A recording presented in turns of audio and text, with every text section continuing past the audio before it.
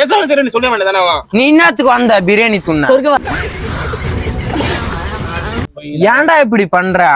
ஆமாண்ணா சத்தியமா வேஷம் கலந்துட்டேன். அப்ப நாங்க செத்துருவோம் நாங்க. அது எனக்கு தெரியாது. ஏன்டா இப்படி பண்ற? ஏன்டா இப்படி பண்றேன்னு என்ன கேக்குறீங்க? சாவ போறோம் வீட்டுக்கு ஒரு புள்ள வந்து விஷமா கலந்து கொடுறாங்க மாரி நம்மள. வீட்டுக்கு ஒரு புள்ளன்ற சாவு எனக்கு சாவு சாவும்ல. ஐயோ நான் சாக வேண்டியது உங்களே வந்து பிரியாணி சாப்பிட சொன்னது. நானும் அவங்களை சாப்பிடுன்னா நீ பிரியாணி சொல்லணும் ஓடுங்கல்ல. ஆசையா கொடுத்த சரி ஆசையா சாப்பிட்டேன். வயிறு வலிக்குதுடா.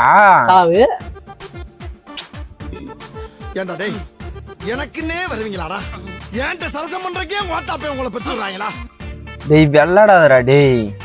அண்ணி சொல்டா. ரெண்டு பங்காளி தலை காட்டணுமா?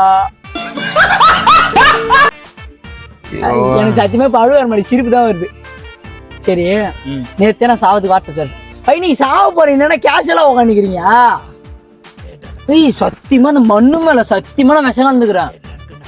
இதுக்கு மேல என்ன சொல்றது?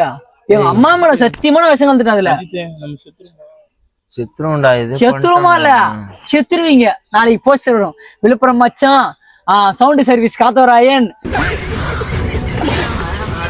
அபால மரணம் சொன்னல. ஆசைப்பட்டு அந்த மாதிரி என்னையே நல்லா கூட்டான். நீ ஒன்னா கூட வந்த நானு. ஏய் பேசாம சரி சொல்ல வேண்டியதானே நீ என்னத்துக்கு வந்த பிரியாணி துண்ண கூட வந்து அடங்கொம்மால சாவு போறீங்க அடிச்சிருங்க. அதுக்குள்ள சிரிக்கிறா